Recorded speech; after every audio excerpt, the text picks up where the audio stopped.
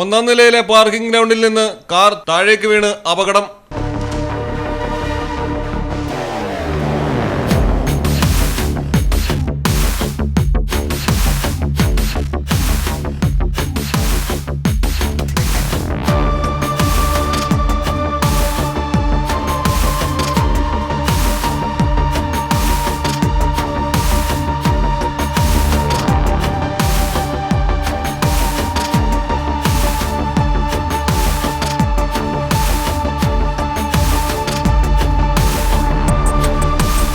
പൂനെയിലെ വിമാൻ നഗറിലെ ശുഭ അപ്പാർട്ട്മെന്റിന്റെ പാർക്കിംഗ് ഏരിയയിൽ നിന്നാണ് കാർ താഴേക്ക് വീണത്. ഡ്രൈവർ അബദ്ധത്തിൽ റിവേഴ്സ് ഗിയർ ഇട്ടതാണ് അപകടത്തിന് കാരണമായത്.